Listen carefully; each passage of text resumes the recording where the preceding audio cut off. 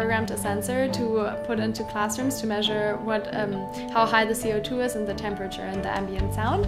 And because we found out that it was way too high in many classrooms, we presented this to the board, and they actually found the funds to really renovate a lot of the classrooms in a way that we were suggesting. And I found that it was really, really fantastic that what I just learned in the physics classroom about ambient noise and about CO2, that I could really take my knowledge and then use it to make studies, and then it was actually used to improve other people's lives. And then I really felt that what I was learning in school was suddenly so important to other people.